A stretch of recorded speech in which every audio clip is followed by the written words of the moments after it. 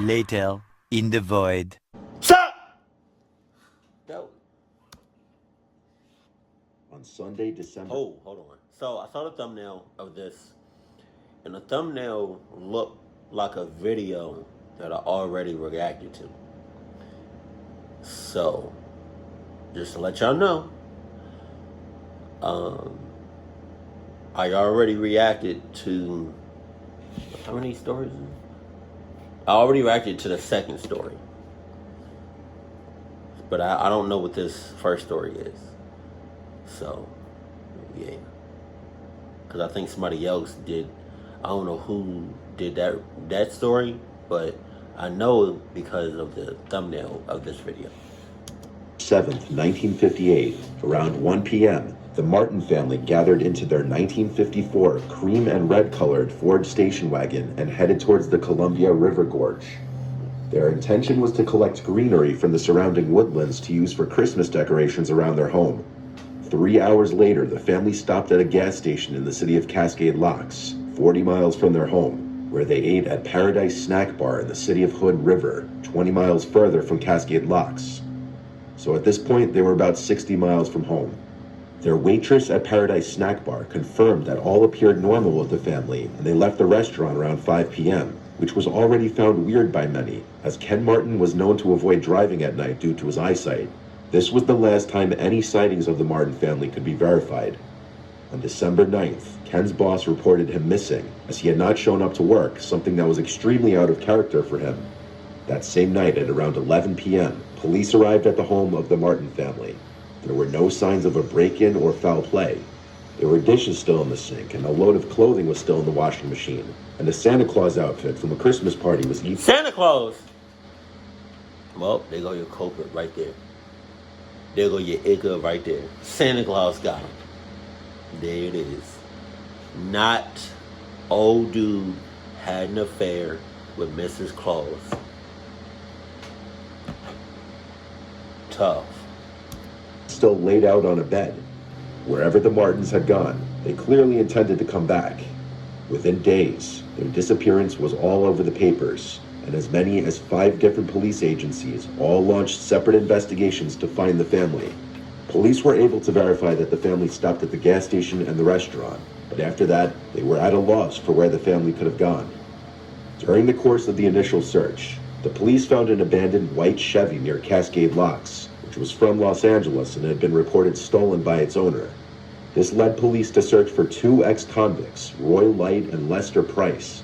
There was some suspicion that the two may have been involved in the disappearance of the Martins, as the owner of the Paradise Snack Bar told the police that they were at the restaurant at the same time as the Martin family, leaving shortly after the Martins. But without substantial proof to connect them to the disappearance, they were never questioned. Just lock them up on sus. Lock them up on susness, homocollectness, sussuseness. If they're not the culprits, if they're not the Iggas, still give them 2 years to life. Strangely, days after their disappearance, police would continue to get calls reporting sightings of the Martins from all over the area. Several alleged witnesses claimed to see the Martins or people matching their description in other parts of Oregon, Iowa, and even Montana. Jesus. But none of these sightings could be verified. 2 witnesses claimed to see the Martin station wagon around dusk parked under the Bridge of the Gods in Cascade Locks with 2 men standing next to the vehicle and speaking to the passengers inside, though this couldn't be verified. But if it was true, this was the last known time they were seen alive. Many came to believe that they had accidentally driven into the Columbia River.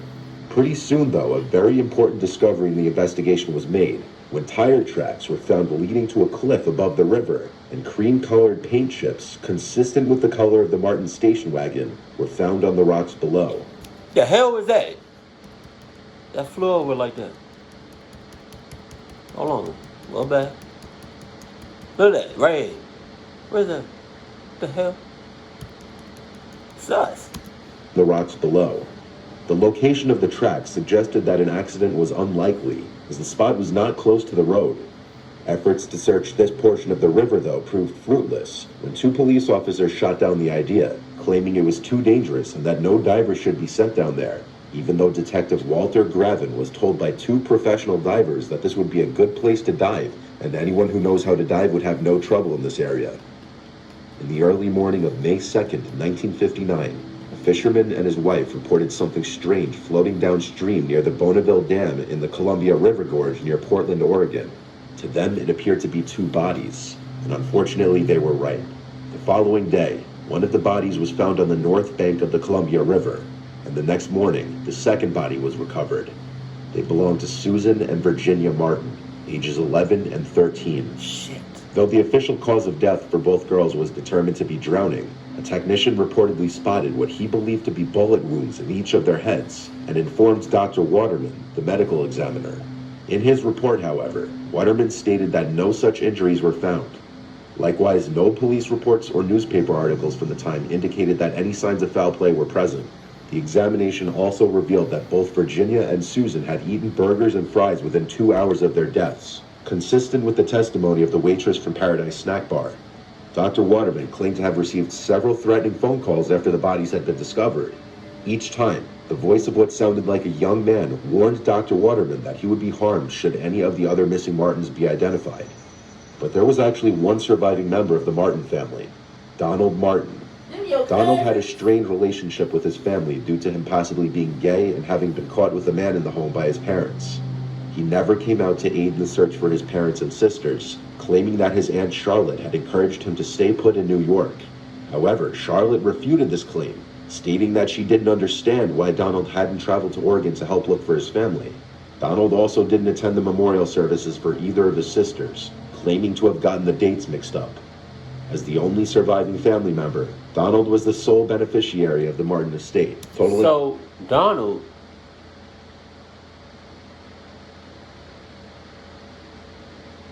and Santa Claus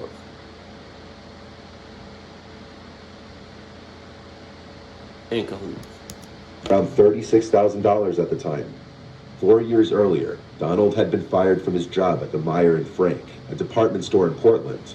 He had been fired for stealing over $2,000 worth of merchandise. One theory suggests that Donald had some involvement in the disappearance of his family, not just because of his poor relationship with his family. No, there was something much worse that came up. A .38 automatic pistol covered in blood was discovered under a rock near Cascade Locks in January 1959. A single spent bullet was found in the chamber of the gun. Bizarrely, the weapon was never processed as evidence and was later cleaned and returned to the man who found it. When investigators traced the gun's serial number, they learned it was one of the items Donald Martin was accused of stealing from Meyer and Frank back in 1954. Despite this, Donald was never outwardly accused of having any involvement in the disappearances. Not cap. To this day, Ken, Barbara, and Barbie Martin's bodies remain unfound, along with their vehicle. That's cap.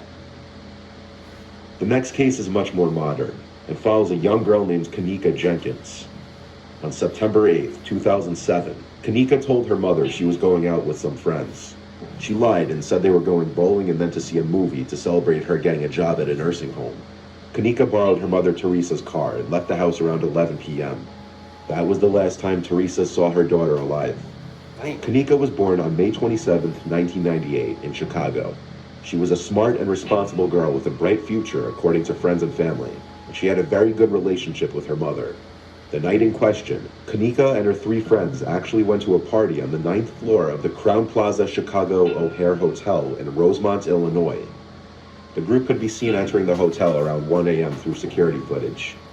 The friends posted videos to their Snapchat stories and Facebook. Not her friends was out to get her.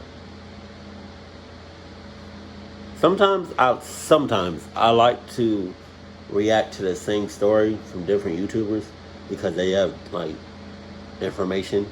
They don't have like the same information, so sometimes it's different. So my reactions to certain stuff may be a little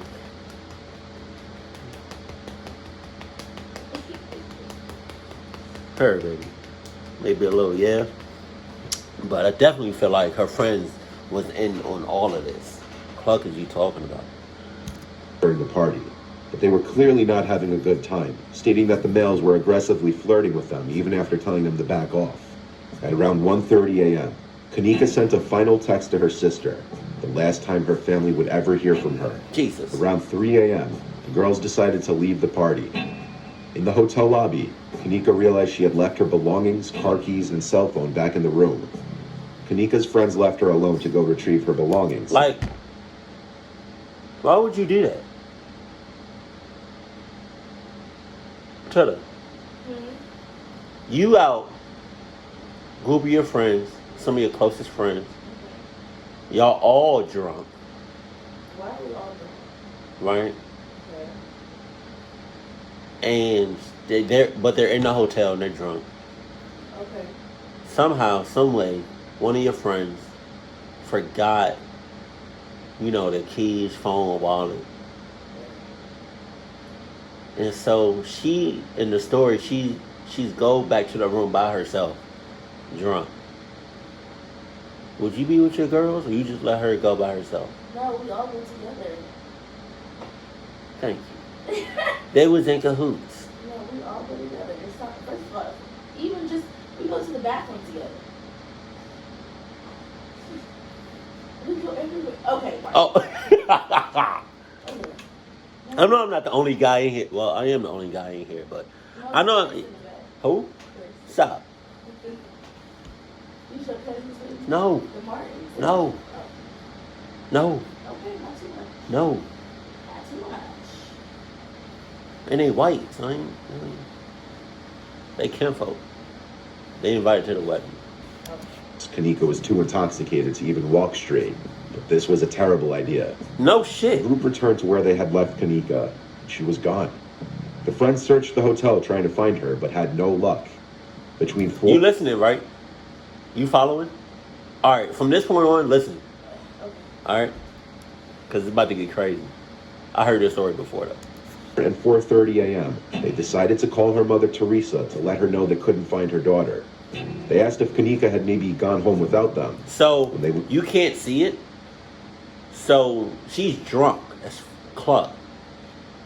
She's trying to go back to her room to get her personal belongings.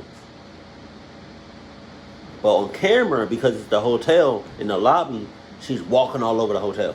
Listen. That she hadn't. They drove to Teresa's house and brought her back to the hotel to continue searching. Teresa didn't believe Kanika's friend's story, and she could tell that they had been drinking and were possibly under the influence of drugs. When she asked Kanika's friends if she had anything to drink, they told her that she had one drink. Kanika's mother grew extra worried because she knew Kanika couldn't handle alcohol, and even a single drink would be too much for her. She asked the hotel's front desk for help, but they refused. She requested to see the security footage, or for a security officer to look at it to figure out where her daughter had gone. And whole time I'm looking at the footage, and she's just trying to go into doors, right? She's trying to go into rooms. So she's just trying to push open doors. They told her only the police could look at the tapes. At 7:15 a.m., Teresa called 911 about her missing daughter. But at this time, the dispatcher told her that Kanika was probably passed out drunk in a random hotel room and to go home, relax, and give it till morning. The next day, Kanika was officially reported as missing. Oh, Mr. Ballin. He did that story. Because I remember. So they let it go a whole day? Yeah, and then some. But when you request, if it's an emergency and you request footage, like they have to show you the footage. You don't have to wait for the police. Not necessarily. Not if she's an adult. No. You can still get the You have to show a badge. But why? You can still. Why you can't get the footage? You can't see the footage? Why? It's private. You could be lying saying you're looking for one thing, you're looking for somebody else. But the police have an obligation to show up. They have an obligation to show up. So if somebody we knew and loved was lost in a hotel somewhere. Are they an adult? Are they over 18? Yeah. Yeah. And we have their information. We still can't look at the footage? Cap. Police investigation began around 1:15 p.m. the next day, on September 9th. Hotel staff claimed they looked at the security footage and didn't see anything. Okay. Oddly enough, you're about to hear why. Police searched the hotel and surrounding areas, but came up with nothing. You still listening? Around 10 p.m., an officer decided to look back through the security tapes in case something was missed. Sure enough, he discovered Kanika stumbling around the hallways of the hotel lobby around 3:20 a.m., and she was so intoxicated that she could hardly walk. After this, the police sent out a second search team to follow her last known steps. After stumbling her way through multiple floors and hallways, Kanika found her way to a kitchen that was under renovation and not in use. The last known footage shows her walking through this kitchen back towards the freezer. This freezer had a cooler in front, with a second door leading to the freezer area. The video does not show her walking into the freezer, but it's speculated she opened the door, walked in, and never came out. Police found her frozen solid dead body inside of the freezer. Others speculate that the hotel had something to do with her death, and that her placement in the freezer is a cover-up. Some people believe she was lured into the freezer by someone working at the hotel and locked her in. Some say she was killed off camera, put in a black garbage bag, and dumped into the freezer to make it look like she stumbled into the freezer on her own. A lot of people believe the hotel might have had a motive to cover up whatever happened to her, because the party being held at the hotel was paid for using stolen credit cards. There was underage drinking and illegal drugs inside the room. The hotel knew about the party, as they had received several noise complaints but did nothing to stop it. Was the hotel trying to hide the truth about Kanika's death so they wouldn't get in trouble for having an illegal party at their hotel? Or was her death simply an accident? Perhaps more details may come to surface one day that may give a definitive answer. You have a theory? It was her friends. Her friends did it. That's not a theory. That's a fact. They never liked that glitch. Yeah. And I feel like the what's the name? The hotel has something to do with it. Cause how she's walking all over inside the hotel, going through all kinds of hallways. Yeah. You see her on the camera, and then the hotel staff talking about, oh, we didn't see nobody. Either it was her friends or it was the hotel. What does Little Farasha think? That's crazy. Okay, you're delirious. No. Was it a sound of break? No. It's always a thing. Like, why would the hotel kill her? If anything, I would like slip something in her. Because now the hotel is known to have a dead person in the freezer with food. Like, I would never say that. It's the Crown Plaza. Ugh. Okay. But Sorry to that girl. no, just if you didn't take anything from this story, if you're out with your peoples, Don't stay. go nowhere drunk. Huh? Don't go nowhere drunk. By Stay yourself. in the room. And if you won't go out, Go together, everybody. stay together. Duh. Your mama ever sent you to Walmart with your cousins or your brothers and sisters? What she said? Stay together. Duh. Oh, I didn't. Like, you have to Brielle didn't come to you as grown. But just stay with your peoples. That's it. Keep it cool, keep it classy, and I love you. Stay happy, my family. Come here. Come here. Come here. Come here. Can I end it?